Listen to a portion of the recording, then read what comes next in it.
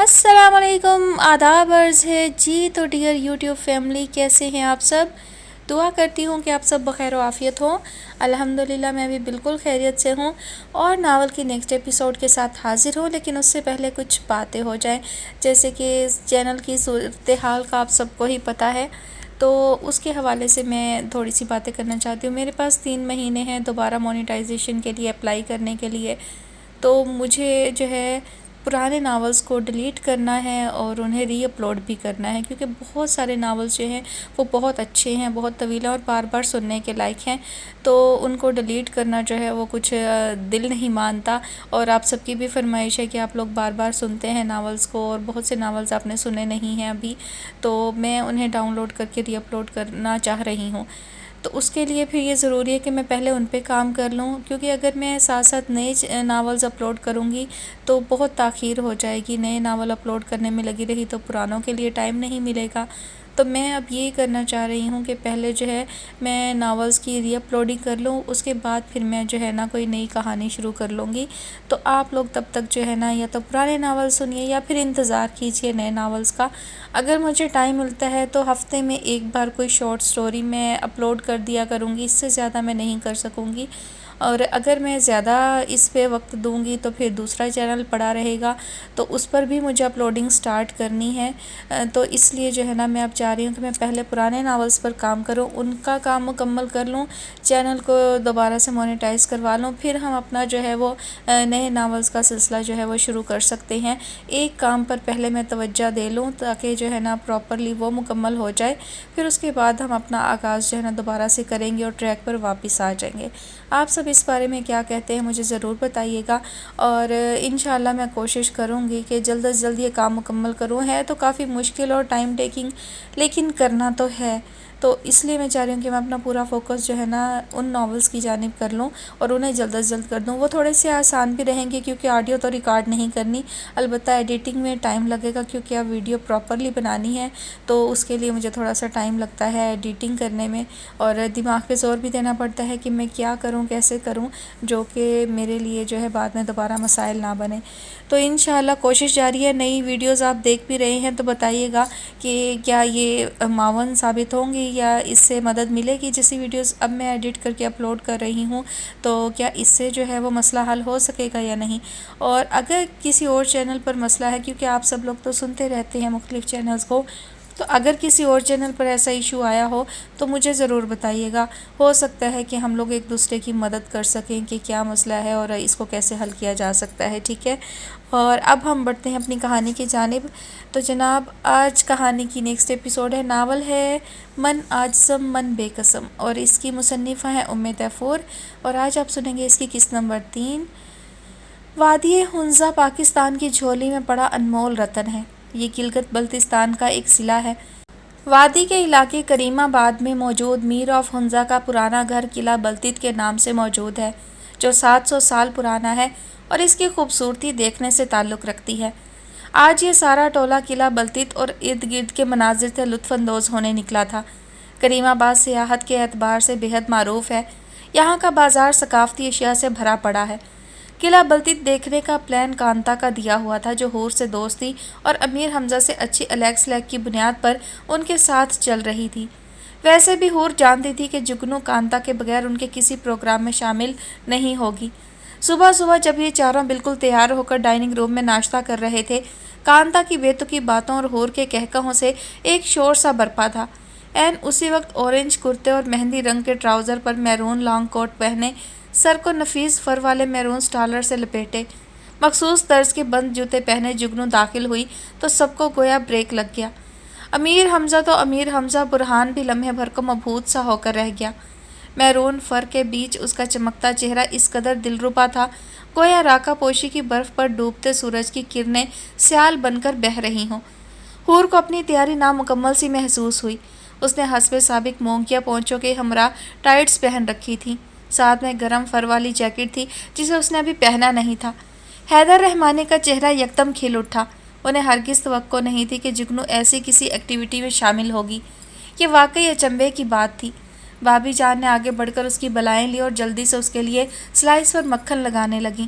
ساتھ وہ گرم دودھ لیتی تھی۔ کانتا نے گلا کھنکار کے سب کو متوجہ کیا اور شوق نگاہوں سے جگنو کو دیکھتے ہوئے بولی، آج تو راکا پوشی، دیران pack, Ultar pack, gold pack اور لیڈی فنگر پیک، ہر پربت سے وادی کے لوگوں نے سورج کو مخالف سمت سے ابھرتا دیکھ لیا ہوگا کہ آخر اوزے رحمانی ہمارے ساتھ گھومنے پھرنے کے لیے وادی میں قدم رنجہ فرمانے والی ہیں۔ اس نے شرارت سے وادی کے گرد موجود تمام چوٹیوں کے نام گنواتے ہوئے کہا۔ جگنو نے ٹیبل کے نیچے سے اس کے پیر کو اپنے پیر سے دبایا۔ یہ اشارہ تھا منہ بند کرنے کا، اور وہ کانتا ہی کیا جو جگنو کے انداز نہ جانے۔ امیر حمزہ نے بار بار جگنو کے چہرے پر پھسلتی نظروں کو قابو کیا اور حور کی طرف فاتحانہ نظروں سے دیکھا جو کچھ بجھ سی گئی تھی۔ شاید اسے جگنو کا ماحول پر یوں چھا جانا نہیں بھایا تھا، پھر بھی اس نے مسکرا کر سب سے نظر بچاتے ہوئے اسے انگوٹھا دکھایا تھا۔ حیدر رحمانی نے ان کے لیے اسی ڈرائیور کا بندوبست کر رکھا تھا جو ان تینوں کو گلگت سے یہاں لایا تھا۔ کانتا نے تمام رستہ اپنی پرشور گفتگو سے سب کو خوب محظوظ کیے رکھا، اور اس میں کوئی شک نہیں تھا کہ امیر حمزہ اور برہان تک کو اس کی کمپنی میں لطف آ رہا تھا۔ وہ ویسے بھی بہترین گائیڈ تھی، ہر خاص مقام کی تفصیلات اسے ازبر تھیں۔ راستے میں وہ لوگ جدھر جدھر سے گزرتے، کانتا تمام جزیات ان کے گوش گزار کرتی جاتی۔ اس دوران جگنو کا بایاں ہاتھ مسلسل اس کی ہتھیلی میں دبا رہا۔ اب پتہ نہیں اس کے پیچھے وجہ کیا تھی، لیکن اس بات کو باقی افراد نے بھی نوٹس ضرور کر لیا تھا۔ جگنو اس کے کان میں بدبدائی، تم کچھ زیادہ ہی اوور نہیں ہو رہی کانتا؟ ذرا حور سے فاصلہ رکھو، میری دوست ہو تم، میری رہو، ورنہ یہیں کسی کھائی میں دھکیل دوں گی، سمجھی؟ اس کی گھراتی ہوئی دھمکی بے اختیار کانتا کو ہنسنے پر مجبور کر گئی۔ جگنو کی عادت کے خلاف تھا، وہ کبھی بھی اتنا کھل کے اظہار نہیں کرتی تھی۔ کانتا نے اگلی سیٹ کی پشت سے ٹکے اپنے بازو میں منہ دے کر اپنی ہنسی دبائی اور پھر آواز دباتے ہوئے پراسرار انداز میں اس کے کان میں جواب دیا، پاگل، تمہیں نہیں پتا میں یہ سب کیوں کر رہی ہوں؟ اس کے پیچھے بڑی اہم وجہ ہے۔ وہ کیا؟ جگنو نے بھویں اچکائیں۔ تم دیکھ لینا، جب حور یہاں سے جائے گی نا تو اپنے یہ سارے لبادے جنہیں یہ پونچو کہتی ہے، حالانکہ ان کی جگہ جگہ سے نکلی چونچیں دیکھ کر مجھے خیال آتا ہے کہ اس کا نام چونچو ہونا چاہیے۔ خیر، یہ سب کے سب میرے حوالے کر کے جائے گی، اور پھر میں انہیں پہن کے پوری وادی میں اٹھلا اٹھلا کے گھوما کروں گی۔ یونی بھی پہن کے جاؤں گی تو دیکھنا کیسی دھاک بیٹھتی ہے میری۔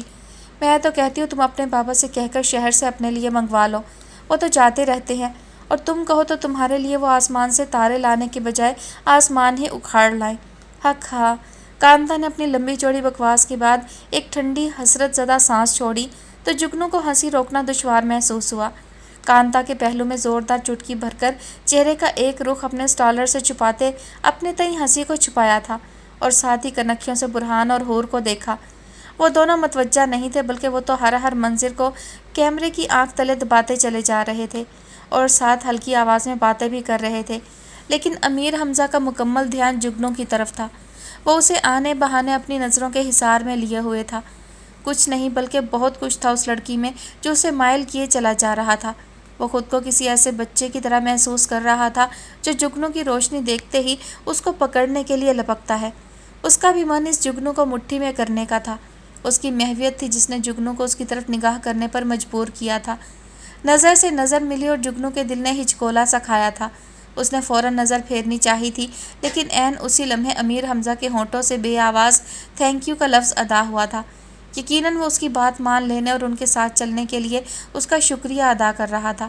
جگنو کے لبوں پر ایک مدبر سی مسکراہٹ ابھر کر معدوم ہوئی، اور اس نے ہولے سے اس بات میں سر ہلا کر گویا اس کے شکریہ کا جواب دیا تھا۔ امیر حمزہ نے ایک معنی خیز سی سانس چھوڑ کر اپنے سنہری تاروں سے بنے بالوں میں ہاتھ پھیرا اور رخ موڑ کر باہر چھپ دکھاتے حسین نظاروں سے آنکھیں سیر کرنے لگا۔ قلعہ بلتیت وادی کی تاریخ کا بڑا قیمتی پنہ ہے۔ 700 سالہ ماضی اس قلعے سے وابستہ ہے۔ یہ قدرے اونچائی پر بنی ایسی یادگار ہے جو اپنے مہمانوں کو چپے چپے سے باندھ لیتی ہے۔ اس کی شان و شوکت، اس کی سربلندی دیکھنے والوں کو مروب کیا کرتی ہے۔ وہ سب بھی ایسے ہی مروب سے قلعے میں داخل ہوئے تھے۔ جگنو تو دیوانی تھی ایسی جگہوں کی جہاں بیتا وقت سانس لیتا ہو، جہاں کبھی کوئی سیماب فطرت کھوجی بن کے قدرت کے اسرار ٹٹولتا رہا ہو۔ شاید اس قلعے میں بھی کبھی کوئی جگنو پیدا ہوئی ہو جسے فلک بوز پہاڑوں سے، گہری کھائیوں سے اور عشق ہو جسے گہرا سناٹا بھاتا ہو۔ وہ اب سے پہلے یہاں کبھی نہیں آئی تھی، لیکن اسے ایسا نہ جانے کیوں محسوس ہو رہا تھا جیسے وہ اس قلعے کے اندر بستی رہی ہو۔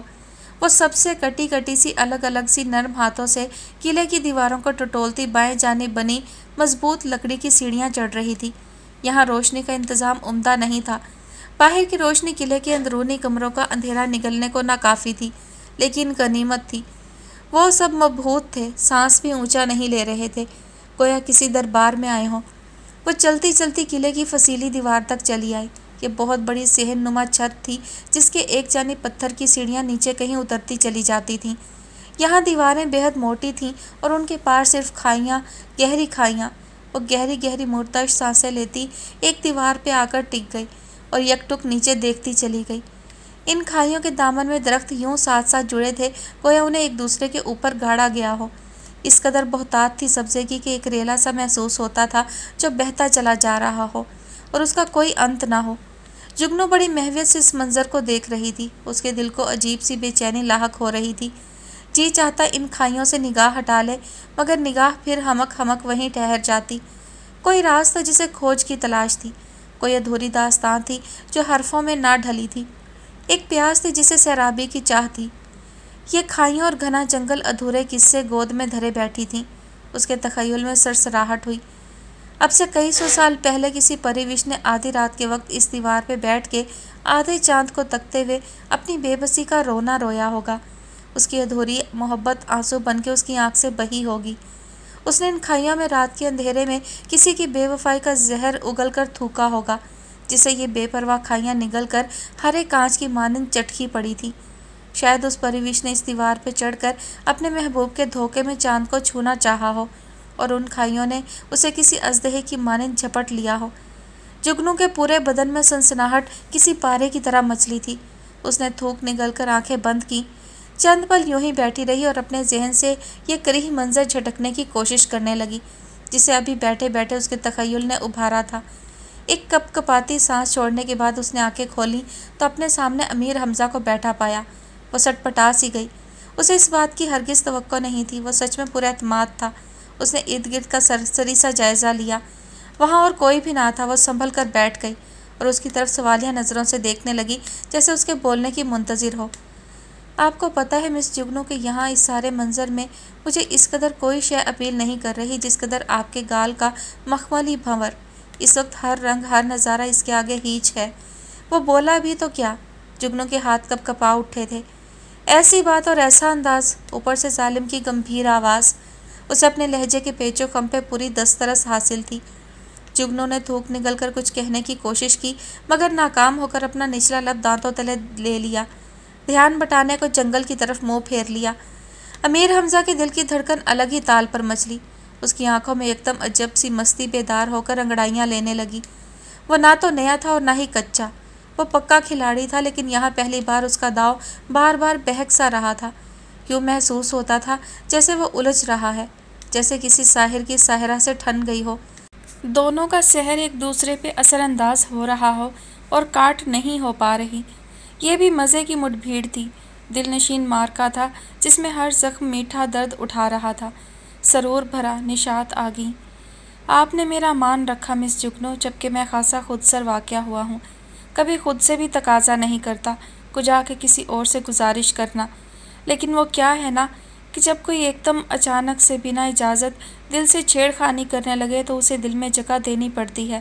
اب باہر تو نہیں کھڑا رکھا جا سکتا نا دل کے مہمان کو، اور یہاں بھی میں نے حساب برابر کر لیا۔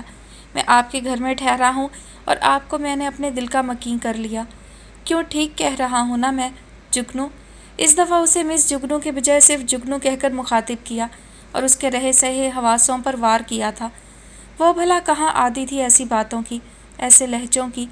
وہ تو خوابوں کی بند کرتے کرتے جوان ہوئی تھی، اور اس کے خوابوں کا شہزادہ تو ہمیشہ سفید براق گھوڑے کو دوڑاتا آتا اور اس کے قریب آئے بغیر گھوڑے کے سموں سے دھول اڑاتا چلا جاتا۔ وہ صرف اس کی خوشبو کا بادل اپنے گرد کسی ہیولے کی مانند پھیلا پاتی اور ملن کے گیت گاتی۔ ان خوابوں کا ذکر اس نے کبھی کانتا سے بھی نہیں کیا تھا۔ یہ خواب اس کے تھے اور ان خوابوں پہ گرفت اس کے باغبان کی تھی۔ آپ بولتی بہت کم ہیں، شاید آپ کو احساس ہے کہ آپ کو سننے والا ایک عجیب سی کیفیت کا شکار ہو جاتا ہے، ویسی کیفیت جیسی کسی عادی نشہ باز کی ہوتی ہے۔ ہر کش آخری کش کی نیت سے لیتا ہے، لیکن ہر کش پچھلے کی نسبت زیادہ سرور دیتا ہے۔ آپ کی آواز میں بھی نشہ ہے جگنو، جو حواسوں کو ادموا سا کرتا ہے۔ مجھے آپ کو سننے میں سرور سا آنے لگا ہے، مجھ پہ نشہ سا چھانے لگا ہے۔ امیر حمزہ بول نہیں رہا تھا، بلکہ وہ جگنو کے حواس معطل کر رہا تھا۔ جگنو کا دل دھڑک دھڑک کے بند ہونے کے قریب تھا۔ اس نے نظر چرا کر سامنے دیکھا۔ کسی بلند و بالا درخت کی پوشیدہ شاخ سے یکدم باز اڑا تھا اور ایک ننھے سے پرندے کو اپنے نوکیلے پنجوں میں جھپٹ کے لے گیا تھا۔ اسے کس مسانے کی مہلت بھی نہ ملی اور جان سے ہاتھ دھو بیٹھا۔ جگنو کی آنکھوں میں تعصف آمیز نمی لہراتے دیکھ کر امیر حمزہ نے اس کا دھیان سامنے نظر آتے سیاہ پروتوں کی جانب مبذول کروایا۔ وہ اس کے ساتھ ان فلک بوس چوٹیوں کی رعنائی اور دلکشی پہ سیر حاصل گفتگو شروع کرنے والا تھا کہ باقی کا سارا ٹولہ اونچی اونچی پرجوش آوازوں میں بات کرتا وہیں چلا آیا۔ وہ دل ہی دل میں دھت تیرے کی بول کر رہ گیا، جبکہ جگنو نے شکر کا کلمہ پڑھا تھا۔ وہ پوری جان سے کانتا کے یہاں آ جانے کی دعا کر رہی تھی۔ اسے امیر حمزہ کی قربت اندیکھے حصار میں جکڑے جا رہی تھی۔ وہ بے نام سا تعلق محسوس کر رہی تھی خود کے اور اس کے درمیان۔ نہیں نہیں، یہ نہیں ہونا چاہیے۔ بھلا میں اسے جانتی ہی کتنا ہوں، بابا کے دوست کے بھتیجے کا دوست۔ لو بھلا بتاؤ، مفت میں گلے پڑ رہا ہے، مجھے اسے نظر انداز کرنا چاہیے۔ جگنو نے جی ہی جی میں خود کو تنبیہ کی تھی۔ کانتا کی مسکراتی مانی خیز نظروں سے نظر چراتی وہ واپسی کے لیے اٹھ کھڑی ہوئی۔ ابھی انہیں قلعے کے علاوہ بھی چند مقامات دیکھنے تھے۔ برہان اپنے کیمرہ کا لینس درست کرتے ہوئے خدا جانے ہلکی آواز میں امیر حمزہ سے کیا کہہ رہا تھا، اور وہ جھنجھلاتا ہوا دبی دبی آواز میں کچھ بول رہا تھا۔ حور اس دوران کانتا اور جگنو کے پاس کھڑی قدرے اونچی آواز میں باتیں کیے جا رہی تھی۔ صاف لگ رہا تھا کہ وہ نہیں چاہتی کہ ان کے کانوں میں کوئی بات پڑے۔ وہ دونوں بات ختم کر کے ان کے قریب چلے آئے تو حور کی زبان کو بھی بریک لگا۔ برہان اب یہاں سے کریم آباد کے بازار جانا چاہ رہا تھا، کسی کو کیا اعتراض ہوتا؟ سب اپنے ہلکے پھلکے ہینڈ کیریز لے کر چل پڑے۔ جگنو نے ایک بار پھر کھڑے ہو کر بھرپور نظر قلعے کی دیوار کے پار نظر آتی کھائیوں اور گھنے جنگل پر ڈالی، ایک کثیف سانس خارج کیا اور رخ موڑ لیا۔ نظر اسی کو دیکھتے امیر حمزہ کی نظر سے جا ملی، جس نے بڑی ادا سے دائیں ہاتھ سے سر پہ پہنے ہیٹ کو ذرا سا ترچھا کر کے اسے مبہم سا کوئی اشارہ کیا تھا، جسے اس نے ایک بار پھر شکریہ سے تعبیر کیا۔ اس نے فوراً نگاہیں پھیر لی تھیں، لیکن وائی قسمت، وہ ٹھگ لی گئی تھی۔ جس وقت وہ قلعے سے باہر آئی تھی اس کی روح کسی کی محبت کے مضبوط قلعے میں قید کر لی گئی تھی۔ وادی ہنزہ ایسی جگہ ہے جس کا چپا چپا اپنے اندر جنت نظیر دلکشی سموئے ہوئے ہے۔ یہاں آنے والا کبھی بھی ان نظاروں سے سیر نہیں ہوتا۔ ایک ہی منظر دوبارہ دیکھنے پر پہلے سے بھی زیادہ حسین اور دل نشین لگتا ہے۔ جگنو کا آج ان لوگوں کے ساتھ آنے کا ہرگز ارادہ نہ تھا۔ اسے اپنی طبیعت میں پسماندگی محسوس ہو رہی تھی، لیکن کانتا اس کے بغیر جانے کو راضی نہ تھی۔ وہ لوگ جگنو اور حیدر رحمانی کے مہمان تھے، کانتا کے نہیں۔ کانتا کا تعلق تو جگنو کے حوالے سے ہی بنا تھا، اس لیے اس کے زبردستی کرنے پر وہ ان کے ساتھ آ گئی تھی۔ حالانکہ حور کی کوشش تھی کہ جگنو نہ آئے، وہ اس سے خائف تھی، اس کا بے تحاشا حسن اسے سہما رہا تھا۔ اس نے کئی ایک بار برہان کو بھی دزدیدہ نگاہوں سے جگنو کو تکتے دیکھا تھا۔ امیر حمزہ تو تھا ہی ٹاسک پر، ایسے میں وہ نہیں چاہتی تھی کہ جگنو ساتھ چلے، لیکن اس کے بنا کانتا چلنے کو تیار نہ تھی، اور حور کو کانتا کی کمپنی اچھی لگتی تھی۔ مزے کی بات، اس نے کانتا کو بطور خاص اپنا ایک سلور اور رائل بلو پونچو گفٹ کیا تھا، جسے وہ بڑے شوق سے پہن کر آئی تھی، اور اس کے ناز و انداز دیکھنے والے تھے۔ جگنو کو اس کا پاگل پن دیکھ کے ہنسی آ رہی تھی۔ قدرتی آفت کے نتیجے میں دریائے ہنزہ پر بن جانے والی جھیل عطا آباد اب ایک ایسا تفریحی مقام بن چکی ہے جہاں سیاحوں کے ٹھٹ کے ٹھٹ ٹوٹے پڑتے ہیں۔ سرمئی اور خاکی پہاڑوں کے گھیرے میں اس جھیل کا پانی کسی تاج میں جڑے ہیرے کی طرح چمکتا ہے۔ اس کا پانی دو رنگا ہے، کبھی اس قدر شفاف نیلا کہ جسے فلک کی نیلاہٹیں قطرہ قطرہ جذب ہو رہی ہوں، اور کبھی خیرہ کن سبز تراوٹ دیتا اور دل کو لبھاتا۔ حور اور کانتا بھی کشتی میں بیٹھ کر جھیل کی سیر کرنے کو مچل گئی تھی، جبکہ جگنو متامل تھی کیونکہ رش خاصا تھا اور وہ اتنے سارے لوگوں کے بیچ بیٹھنے میں ہرگز اچھا محسوس نہیں کر سکتی تھی۔ یہ اس کے مزاج کا الٹ تھا، لیکن کانتا کے بے حد زور دینے پہ صرف نیم رضامندی کا اظہار ہی کیا تھا ابھی کہ حور نے ہررے کا زوردار نعرہ لگا کر جیسے مہر ثبت کر دی۔ جگنو بوکھلا گئی اور اس سے پہلے کہ وہ کچھ کہتی، حور نے اس کا ہاتھ تھاما اور کشتی کی طرف چل پڑی۔ برہان اور امیر حمزہ بھی پرجوش سے ان کے ساتھ ساتھ تھے۔ وہاں دو کشتیاں بھی کھڑی تھیں جو سیاحوں کو بٹھا رہی تھیں۔ جس کشتی کی طرف حور جگنو کو لے کے گئی تھی وہ تقریباً بھر چکی تھی۔ قریب پہنچ کر حور نے جگنو کا ہاتھ چھوڑ کر یکدم کانتا کا ہاتھ تھاما اور دوسرا ہاتھ برہان کے بازو میں ڈالا اور جھٹ سے کشتی میں سوار ہو گئی۔ اس کی اس حرکت سے جگنو بری طرح لڑکھڑائی تھی۔ وہ سراسیمہ سی سیاحوں کے رش میں جگہ بناتی 2 قدم پیچھے ہٹی تھی جب اچانک امیر حمزہ نے اس کا ہاتھ نرمی سے اپنے ہاتھ میں لے لیا اور پوری سنجیدگی کے ساتھ اسے لیے دوسری کشتی میں سوار ہونے لگا جہاں رش نسبتاً کم تھا۔ کانتا جو جگنو کے بغیر بے حد بے چین ہو رہی تھی اور اس کوشش میں تھی کہ کسی طرح کشتی سے اتر جائے، امیر حمزہ کے ساتھ اسے دوسری کشتی میں سوار ہوتے دیکھا تو اطمینان کی سانس لیتی واپس بیٹھ گئی۔ صرف برہان جانتا تھا کہ حور نے یہ ساری ترتیب جان بوجھ کے مرتب کی ہے۔ اس نے اسے امیر حمزہ کو اشارہ کرتے دیکھ لیا تھا، یعنی کہ وہ ان دونوں کو الگ سے ایک دوسرے کے ساتھ وقت گزارنے کا موقع فراہم کر رہی تھی۔ ناگواری کے احساس نے برہان کو لپیٹ میں لیا تھا اور اب وہ جگنو کی طرف سے فکر مند تھا۔ اس نے ہاتھ میں تھامی دوربین سے گاہے بگاہے دوسری کشتی کو نظروں میں رکھا تھا تاکہ امیر حمزہ کی حرکتوں پر نظر رکھ سکے۔ اس نے مصمم ارادہ باندھ لیا تھا کہ آج واپسی پر وہ اسے فائنل وارننگ دے گا، ورنہ دوسری صورت میں واپسی کا اعلان کر دے گا۔ وہاں جگنو کے چہرے پر یوں ہوائیاں اڑ رہی تھیں جیسے اس نے جھیل میں شارک مچھلی دیکھ لی ہو۔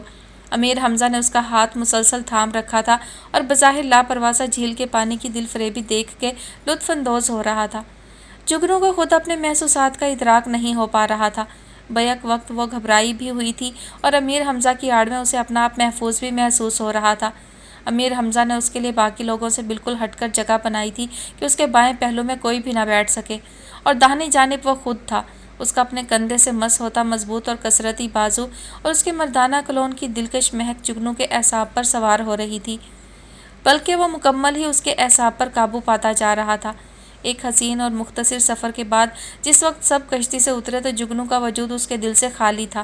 وہ کسی بے بس پرندے کی طرح صیاد کی قید میں جا چکا تھا۔ امیر حمزہ نے سب مسافروں کو پہلے کشتی سے اتر جانے دیا کیونکہ وہ جانتا تھا کہ لنگڑاتی چال کے ساتھ جگنو کبھی بھی اترنے میں پہل نہیں کرے گی۔ وہ اسے اسی حد تک جان چکا تھا۔ کسی آب گینے کی طرح وہ اسے سنبھالتے ہوئے کشتی کے کنارے تک لایا۔ اس کا ہاتھ تھامے تھامے ہی جست لگا کر پہلے خود باہر کودا، پھر اسے اترنے میں مدد دینے لگا۔ خفیف لنگڑاہٹ تو ہمیش کی تھی، اوپر سے مسلسل جذباتی شکست و ریخت نے اسے اس قدر حواس باختہ کر رکھا تھا کہ قدم ٹھیک سے اٹھانا محال ہوا جاتا تھا۔ امیر حمزہ کے ہاتھ کی گرمی اور سبز آنکھوں کی نرمی اسے کسی اور ہی جہان میں پہنچائے دے رہی تھی، اور پھر اس کا پاؤں تبھی رپٹ گیا۔ کسی خاتون سیاح کا ہینڈ بیگ کشتی میں ہی رہ گیا تھا۔ اس کے جھولتے سٹریپ میں پاؤں اٹکا اور جگنو پورے قد سے منہ کے بل پانی میں جانے ہی والی تھی جب سرعت سے امیر حمزہ نے اس کا دوسرا ہاتھ بھی تھام کے اپنی طرف کھینچا۔ وہ ایک جھٹکے سے سیدھی ہوئی، اس کا سر زور سے امیر حمزہ کے سینے سے ٹکرایا۔ ایک مصنوعی آہ امیر حمزہ کے منہ سے نکلی اور جگنو کے رہے سہے اوسان بھی خطا ہو گئے۔ وہ یکدم سنجیدہ ہوتے ہوئے اس کے چہرے کو وارفتگی سے دیکھنے لگا، یوں جیسے دنیا بھلا بیٹھا ہو۔ اس کی نگاہوں سے نگاہیں چار ہوئیں اور جگنو بھی اسی دنیا میں پہنچ گئی جہاں وہ اسے لے جانا چاہتا تھا۔ زمان و مقام بھلائے بس دید کا امرت پیا جا رہا تھا، لیکن سیرابی نہیں ہو رہی تھی۔ ہر رگے جاں تشنگی سے تشنج میں مبتلا ہو جیسے۔ جگنو جگنو، کانتا دور سے اسے آوازیں دیتی بھاگتی چلی آ رہی تھی۔ پیچھے پیچھے حور اور برہان بھی تھے۔ انہوں نے جگنو کو گرنے سے بمشکل بچتے دیکھا تھا۔ کانتا تو اسی وقت سے بے چین تھی جب جگنو امیر حمزہ کے ساتھ الگ کشتی میں سوار ہوئی تھی، وہ بھی اس صورت میں کہ وہ جانتی تھی کہ جگنو کتنی جلدی گھبرا جاتی ہے۔ کانتا قریب پہنچ کر یوں اس کے گلے لگی جیسے مدتوں کی بچھڑی ہوئی کی دوبارہ ملاقات ہوئی ہو۔ وہ بار بار دونوں ہاتھوں میں جگنو کا چہرہ تھام کر دیکھتی تھی۔ وہ اسے کچھ نارمل نہیں لگ رہی تھی، کھوئی کھوئی اور بدحواس۔ کانتا نے یہی سمجھا کہ وہ کشتی سے اترتے ہوئے جو گرنے لگی تھی یہ اسی کی دہشت ہے جو چہرے پہ چھائی ہے۔ امیر حمزہ نے ان سب کو دیکھ کر ایک بھرپور انگڑائی لی تھی۔ اس کے ایسا کرنے میں ایک فتح کا سا احساس تھا، یوں جیسے بازو پھیلا کر یہ دکھانا چاہتا ہو کہ سب میری مٹھی میں سما گیا، میں آیا اور چھا گیا۔ حور نے کنکھیوں سے اسے دیکھا۔ ہلکی دھوپ میں سفید برف کے پس منظر میں وہ حسن و وجاہت کا ایسا مکمل شاہکار دکھائی دے رہا تھا کہ اپالو بھی اسے تک لیتا تو آنکھیں پھوڑ لیتا۔ وہ سچ میں سکندر تھا، تنے تنہا جنگ جیت لینے کا گر جانتا تھا۔ اس کی محویت کو برہان کی سرد آواز نے توڑا۔ وہ ان سب سے مخاطب تھا۔ میرا خیال ہے کہ ہمیں یہیں سے واپس ہو لینا چاہیے، اور زہر صاحبہ کی طبیعت بھی کچھ بہتر نہیں لگ رہی۔ مجھے لگتا ہے کہ پانی میں گرنے کے خوف نے ان کے اعصاب پر اچھا اثر نہیں ڈالا۔ مناسب یہی ہوگا کہ ہم آج کا بقیہ پروگرام پوسٹ پون کریں اور واپس چلیں۔ پھر اس نے امیر حمزہ پر نظر جماتے ہوئے کہا، کیوں میر، ٹھیک کہہ رہا ہوں نا میں؟ اور جواب میں امیر حمزہ پورے دل سے ہنس دیا۔ वो बुरहान के तेवर समझ रहा था और ये भी जानता था कि वो जानबूझकर घूमने फिरने का प्रोग्राम मुलतवी कर रहा है ताकि वापस जाकर उसे आड़े हाथों ले सके। वो भी उसका यार था और यार की हर निगाह यार से आर पार होती है, उससे दिल का भेद नहीं छुपता। वो सब वहीं से वापस हो लिए। गाड़ी में बैठकर भी कांता ने जुगनू को मुसलसल किसी माँ की तरह खुद से लगा रखा था। हूर बेजार और गायब दिमाग सी गाड़ी के शीशे से पार भागते दिलकश मनाजर देख रही थी।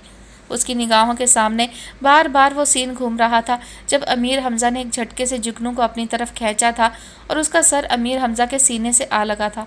कितना मुकम्मल और छा जाने वाला मर्द है ये अमीर हमजा, भी औरत की हर कमज़ोरी से वाकिफ़। इसे मालूम है औरत को कैसे हैंडल किया जाता है।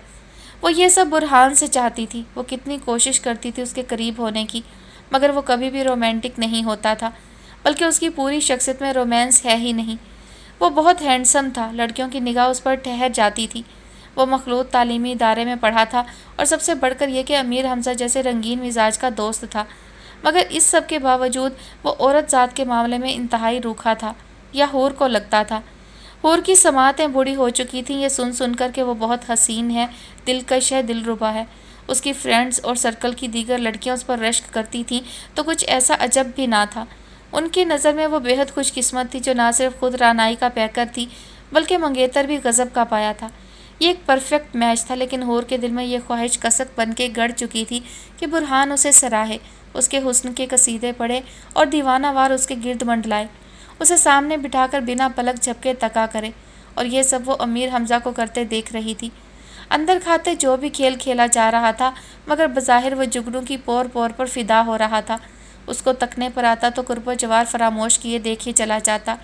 जुमानी फिक्रे और जुगनू की राह रोकना तो हूर इन चंद दिनों में कई बार करते देख चुकी थी, और बारहा उसे बुरहान के रूखे और सपाट रवैये का ख्याल आया था।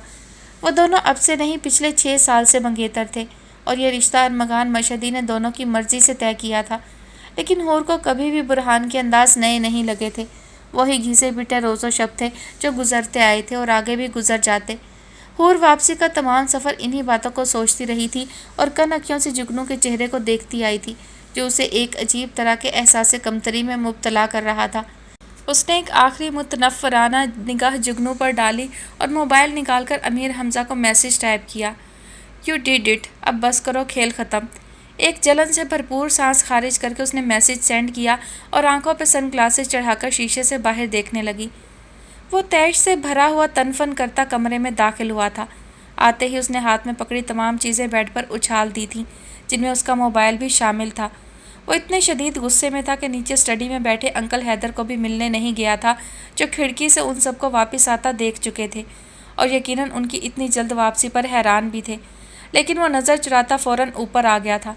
उसे पता था कि अमीर हमजा बस चंद ही पल में उसके पीछे आने वाला है, और वो इस वक्त उससे किसी किस्म की कोई बहस नहीं करना चाहता था, लेकिन बेबस था। अमीर हमजा भला कब उसे नाराज़ होने देता था, जब तक उसकी खफकी दूर ना कर लेता। चिपका रहता था। जिच होकर बुरहान खुद ही मान जाता। अभी भी ऐसा ही होने वाला था, लेकिन यह मामला सिगरेट के कश जैसा हल्का नहीं था, बल्कि इसके जायके जैसा कसीफ था। जुगनू इसमें इन्वॉल्व हो चुकी थी और इस बात का बुरहान को कोई सबूत दरकार नहीं था। ये बिल्कुल साफ था। वो लड़की हर हिसाब में बेहद उजली थी। उसके किरदार का उजलापन यूं ही उसके वजूद के गिर्द छाया था जैसे चांद के गिर्द हाला, जबकि अमीर हमजा को इससे बेहतर कौन जानेगा। उसका तो अपना बाप उस पर भरोसा ना करे, वो इस कदर लाउबाली था। उसके दिल में औरत ज़ात की वक़्त महज इतनी थी कि उसकी माँ एक औरत है और उसकी भाभी एक औरत है, बस। इसके आगे सब खेल तमाशा है। वो 3 भाइयों में सबसे छोटा था, लाडला था और बेफिक्रा भी। बड़े आराम से अपने सर्कल की लड़कियों को उल्लू बनाए रखता था, और लड़कियां भी ऐसी अकल की अंधी थीं, जानते बूझते कि अमीर हमजा अभी 4 दिन पहले फ़लाँ के साथ भरपूर चक्कर चला के हटा है। इसके बावजूद अगले दिन उन्हीं में से कोई उसके पहलू में होती, जो 4 दिन पहले किसी और हसीना को उसके साथ चिपके देखकर जहर उगलती रही थी। लेकिन बुरहान जानता था कि ओज़े ऐसी लड़की नहीं है, और अमीर हमजा की ज़िंदगी की इन रंगीनियों को कैसे जान सकती थी। ऐसे में अमीर हमजा उसके जज्बात के साथ खेल कर वापस अपनी दुनिया में चला जाता और वो सारी उम्र के लिए दिल में नासूर पाल बैठती। इन्हीं सोचों में गुम वो सर को दोनों हाथों में गिराए बेड से टांगे लटकाए बैठा था, जब आहिस्तगी से दरवाज़ा खोलकर अमीर हमजा अंदर दाखिल हुआ था। बुरहान ने झटके से सर उठाकर एक खफा सी नज़र उसके खिलते चेहरे पर डाली और गुर्राते हुए बोला, शर्म आती है? حیا بھی آتی ہے، لیکن غیرت کو میں اپنے بیڈروم کے روم فریج میں سٹاک کر آیا تھا، واپس جا کر چیک کروں گا الی نہ لگ گئی ہو، وہ مزہ لینے والے انداز میں بولا اور ساتھ ہی ساتھ کرسی پر بیٹھ کر اپنے جاگرز کے لیسز کھولنے لگا۔ میں نے کہا تھا نا میر کہ یہاں ایسی کسی حرکت سے باز رہنا، لیکن تمہیں میری بات کا رتی برابر اثر نہیں ہوا۔ یہ بڑے بابا کے دوست کا گھر ہے میر، یہاں نقب لگانے کا مطلب ہے ان کے اعتماد کو ٹھیس پہنچانا۔ میں ان سے کیسے نظریں ملاؤں گا اگر یہ سب انہیں پتہ چلا تو؟ بولو۔ انہیں پتہ چلنے سے پہلے میں اپنے پاپا کو بتا دوں گا، کیونکہ اس بار آئی ایم سیریس۔ وہ اس کی آنکھوں میں دیکھے بنا اپنے جاگرز اتار کر سائڈ پر رکھتے ہوئے بولا، ریئلی تم واقعی سیریس ہو؟ مجھے کیوں نہیں لگتا؟ برہان کے لہجے میں بے یقینی تھی، وہ اسے خوب جانتا تھا۔ ہاں نا یار، تبھی تو اس قدر اس کے آگے پیچھے پھر رہا ہوں، ورنہ کیا تو نے کبھی میر کو لڑکیوں کے آگے پیچھے پھرتے دیکھا ہے؟ بول۔ وہ اب اس کی نظر سے نظر ملا کر پورے اعتماد سے پوچھ رہا تھا۔ ایک لمحے کو برہان سوچ میں پڑ گیا۔ واقعی امیر حمزہ خود کبھی کسی لڑکی کے پیچھے نہیں جاتا تھا، لیکن لڑکیوں کو پیچھے لگانے کا ہنر اسے آتا تھا۔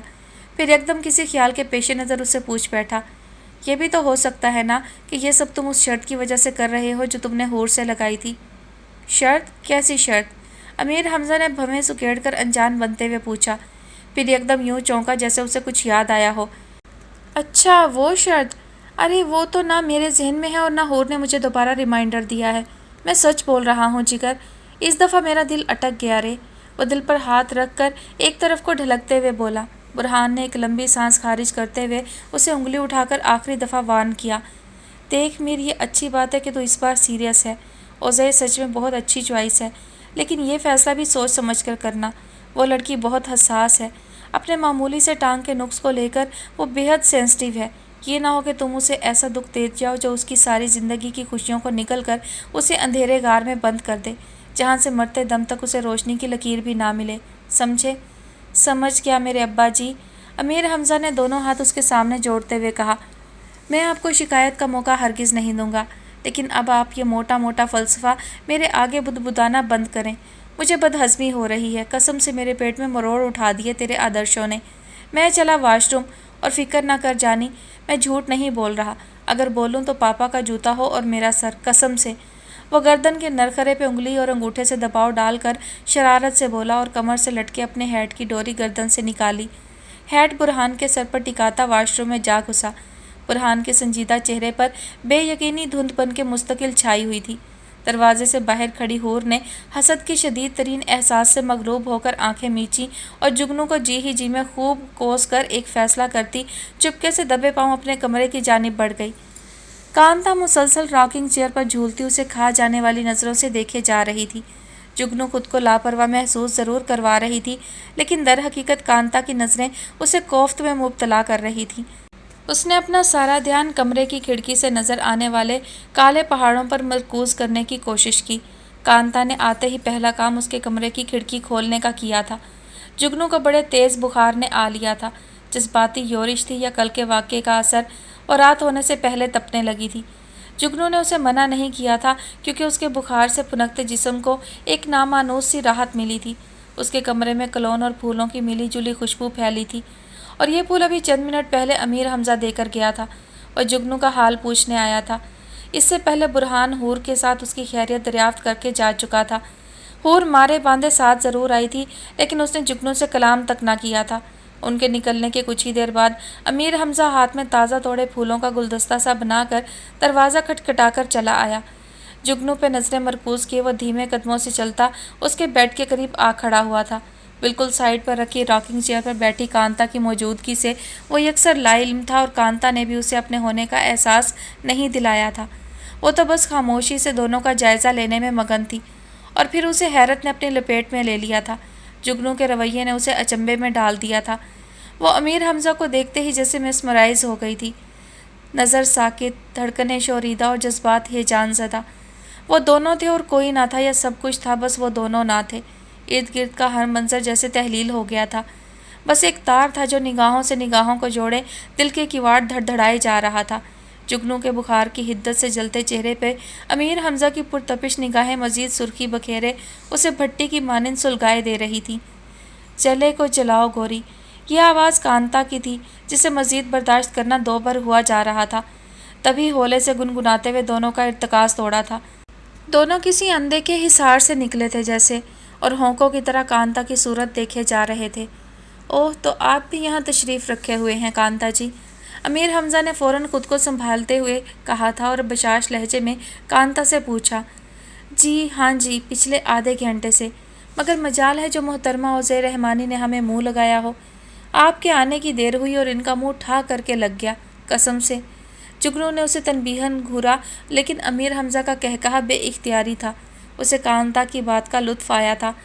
چلیے، کسی کو تو ان کا منہ لگا، اب وہ خوش قسمت آپ نہیں تو کیا کیا جائے؟ آپ اس عالی مرتبت کو دعا دیجیے جس کو یہ شرف حاصل ہوا۔ کیا خیال ہے؟ وہ زمانی انداز میں کہتا کانتا سے پوچھ رہا تھا۔ اس کی بات پر جگنو سٹ پٹا کر امیر حمزہ کے دیے پھولوں کے ساتھ چھیڑ چھاڑ کرنے لگی۔ کانتا نے جگنو کو بغور دیکھا اور آنکھیں سکوڑتی ہوئی بولی، یہی تو حیرت ہے کہ مجھے خبر بھی نہ ہوئی اور بات منہ لگنے سے دل لگنے تک جا پہنچی۔ لوگ ایسے بے مروت ہوئے کہ ہمیں بتایا تک نہیں اور اکیلے ہی منزلیں مار لیں۔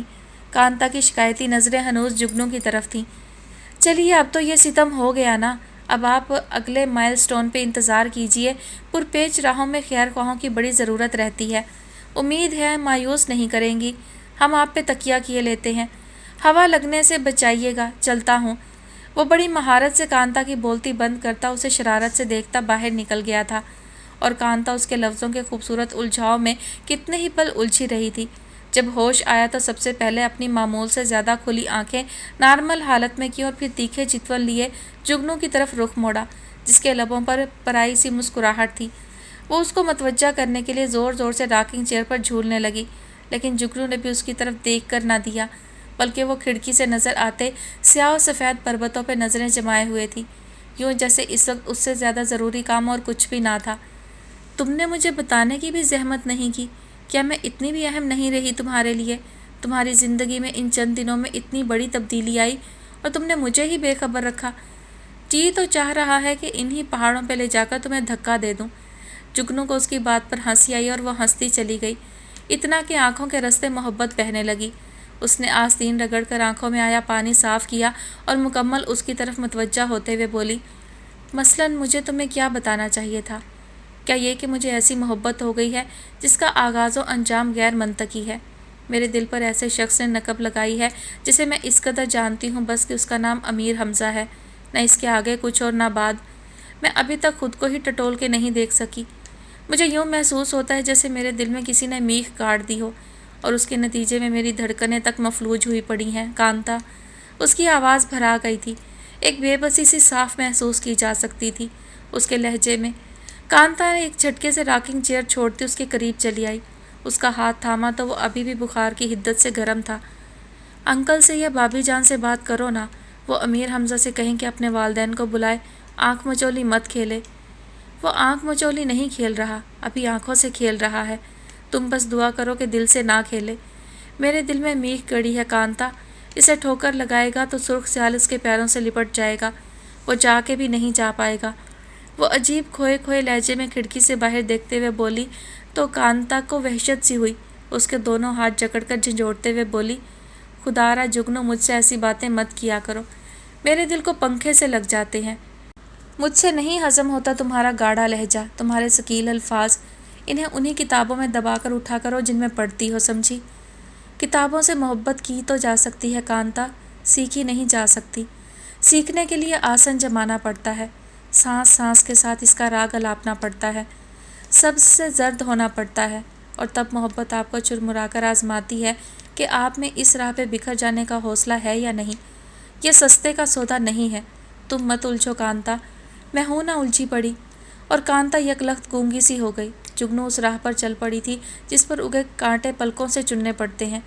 وہ فکر مندی سے اسے دیکھتی سوچوں کے بھنور میں اتر رہی تھی، اور جگنو کے گالوں کے بھنور اداسی کی قبا اوڑے سرمئی پربتوں پہ ڈھلتی شام جیسے پسمردہ سے آج ہرگز دلکش نہیں لگ رہے تھے۔ کانتا نے اس پر پرتاسف نگاہ ڈال کر اپنے چہرے کا رخ بھی کھڑکی سے دکھائی دیتے برف پوش پہاڑوں کی سمت پھیر لیا۔ اس کی طبیعت آج قدرے بہتر تھی۔ صبح فجر کے وقت بابی جان اسے اٹھانے آئیں تو بخار بالکل نہیں تھا۔ انہوں نے وہیں نماز پڑھی تھی اور پھر جگنو کو نماز کے لیے اٹھانے کے بعد اس کے لیے گرم دودھ لینے چلی گئی تھی۔ ہمیشہ سے اس وقت وہ اسے دودھ میں شہد ڈال کر دیا کرتی تھیں۔ جبھی تو کانتا چھیڑتی تھی کہ تم سے شہد کی میٹھی میٹھی اور بھینی جو مہک آتی ہے جگنو، تو وہ شاید اسی لیے۔ اس نے دودھ راکنگ چیئر پر بیٹھ کر چھوٹی چھوٹی چسکیوں میں ختم کیا تھا۔ کمرے میں نیم اندھیرا تھا، کھڑکیاں بند اور پردوں سے ڈھکی تھیں، صرف چڑھتے دن کی ہلکی سی سرد روشنی بصارت کو دیکھنے کے قابل بنائے ہوئے تھی۔ ایسے نیم اندھیرے جگنو کو بہت لبھاتے تھے، پہروں بیٹھ سکتی تھی۔ اب تو پھر ایک مضبوط وجہ جنم لے چکی تھی، امیر حمزہ کو سوچنا اور بے دھڑک سوچنا کہ جب کوئی بھی اس کا چہرہ پڑھ نہ سکے، اس کے دل میں اتر نہ سکے، صرف وہ ہو اور اس کے خوابوں کی پوٹلی جو اس کی کل متاع تھی، جسے وہ بغل میں دابے رکھتی تھی اور رات ہوتے ہی اپنے سامنے سلیقے سے کھول کے بیٹھ جاتی تھی۔ اس کے خواب یکدم قفس سے نکلے پرندے کی طرح پھڑ پھڑاتے ہوئے اڑتے اور اس کے کمرے میں ہر سو منڈلاتے رہتے۔ وہ دودھ کا خالی مگ ہاتھ میں لیے آنکھیں موندے نہ جانے کتنا وقت یوں ہی خود ساختہ دنیا میں کھوئی پڑی رہی۔ گرم دودھ کی حرارت کا جو احساس جسم میں اترا تھا وہ رفتہ رفتہ ختم ہوا تو اسے اٹھنا پڑا۔ ٹھنڈک ہڈیوں میں اتر رہی تھی۔ اس نے دائیں ہاتھ سے اپنا بازو رگڑا اور پاؤں راکنگ چیئر سے نیچے اتارے تو یکدم ٹھٹک کر وہیں تھم گئی۔ بھابھی جان نہ جانے کب آ کر ناشتے کی ٹرے چھوٹی سی گول ٹیبل پر دھر گئی تھی جو اس چیئر کے ساتھ ہی پڑی تھی۔ یقیناً وہ بیٹھے بیٹھے سو گئی تھی اور بھابھی جان نے اسے اٹھایا نہیں تھا، لیکن اس کی سہولت کے لیے ناشتہ رکھ گئی تھی۔ اس نے ایک طویل سانس کھینچ کر خارج کیا اور ایک کپ چائے کے ساتھ ایک سلائس لیا۔ ٹرے اٹھا کر اسے کچن میں رکھنے کے ارادے سے باہر نکل آئی۔ کچن میں بھابھی جان نہیں تھی، صرف حبیبہ تھی جو فراغت کی وجہ سے کاؤنٹر پر سر رکھے سو رہی تھی۔ بنا آواز کے اس نے ٹرے رکھی اور پلٹ گئی۔ یکدم جی میں آیا کہ کمرے میں واپس جانے کے بجائے کچھ دیر باغیچے میں جا کر بیٹھے۔ یہ جو دل بوجھل سا ہوا جا رہا ہے اس میں یقیناً افاقہ ہوگا۔ پیسیج سے گزرتے ہوئے اسے محسوس ہوا جیسے اسٹڈی میں ہلچل سی ہے۔ حیرت کی بات تھی کیونکہ اس وقت حیدر رحمانی تو یونیورسٹی میں ہوتے ہیں، تو پھر ان کی اسٹڈی میں کون ہو سکتا ہے؟ کہیں انہوں نے آج آف تو نہیں لیا؟ یہی سوچ کر اس نے بہت آہستگی کے ساتھ دروازے کے ہینڈل پر ہاتھ رکھ کر اسے دھکیلا تو وہ بے آواز کھلتا چلا گیا۔ بابا کی اسٹڈی ٹیبل کی چیئر پر کوئی بیٹھا تھا، لیکن اس کا رخ کھڑکی کی طرف تھا جہاں سے بے حد خوشگوار منظر دکھائی دے رہا تھا۔ ریوالونگ چیئر کی پشت جگنو کی طرف تھی، لہٰذا اندازہ لگانا مشکل تھا کہ وہاں کون براجمان ہے۔ وہ دبے قدموں چلتی قریب آئی، پورے استحقاق سے چیئر کو پیچھے سے تھام کر اس کا رخ اپنی جانب کیا اور اگلے ہی لمحے بدک کے پرے ہوئی تھی۔ وہاں کوئی نہیں تھا، محض مردانہ جیکٹ تھی جو سامنے سے کرسی کی پشت پر ڈالی گئی تھی اور اسے لگا کہ وہاں کوئی بیٹھا ہے۔ اس نے ایک لمبا سانس اندر کھینچا۔ مردانہ کلون کی تیز لیکن دلکش خوشبو رگے جاں میں اتر گئی۔ امیر حمزہ، اس کے لبوں سے بے اختیار یہ نام ادا ہوا۔ اسے امیر حمزہ کے کلون کی پہچان ہو چکی تھی، وہ بھی محض ان چند دنوں میں۔ وہ جھینک کر واپس مڑنے لگی تھی کہ اچانک کسی خیال کے زیر اثر بے اختیار اس نے ہاتھ بڑھا کر جیکٹ کو چھوا۔ پہلی بار ذرا احتیاط سے، دوسری بار اپنائیت سے اور تیسری بار حق سے۔ اس نے جیکٹ اٹھا کر اپنے دونوں بازوؤں کی گرفت میں لے لی، کھینچ کر اسے ناک کے قریب کیا اور آنکھیں موند کر گہرے گہرے سانس بھرنے لگی۔ عجیب سے احساسات اسے گھیرے میں لیے بے تکی حرکات کروا رہے تھے۔ اسے ایسا لگا جیسے کل کائنات اس کی باہوں میں منہ چھپائے بیٹھی ہے۔ امیر حمزہ کب سے ایک نیم اندھیرے کونے میں بک شیلف سے کندھا ٹیکے بے خود سا اسے تک رہا تھا۔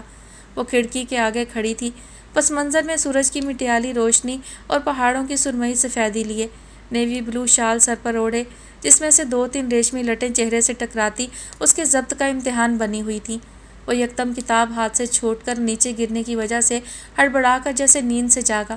جگنو نے بوکھلا کر جیکٹ اچھالنے والے انداز میں واپس چیئر پر پھینکی۔ اس کے چہرے پر ہوائیاں اڑتی دیکھ کر امیر حمزہ نے بمشکل اپنے کہے کا گلا گھونٹا تھا۔ جگنو سٹپٹاتے ہوئے لہجے میں بولی، وہ یہ جیکٹ بابا کی جیکٹ سمجھی تھی، مجھے لگا وہ یہیں بھول گئے، سوچا کمرے میں رکھا ہوں۔ میری جیکٹ کو آپ کے لمس نے معتبر کر دیا اوزے۔ اس نے جگنو کو اس کے اصل نام سے پکارا تو اسے لگا کہ اب سے پہلے اس نام کی ساری خوبصورتی کسی سیپ میں بند موتی کی طرح مکید تھی۔ محبوب کے لبوں سے ادا ہوا تو جیسے بند سیپ کا منہ کھل گیا۔ آپ باتیں بناتے ہیں امیر، اس نے جیکٹ کو نرم نگاہی سے دیکھتے ہوئے کہا۔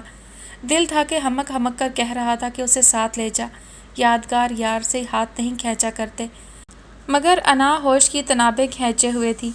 امیر حمزہ نے اس کی اس خفیف حرکت کو نوٹس کیا اور مونچھوں کو انگشت شہادت سے نرمی سے کھجاتا 2 قدم چلتا قریب ہوا، دوسرا ہاتھ پینٹ کی جیب میں جما رکھا تھا۔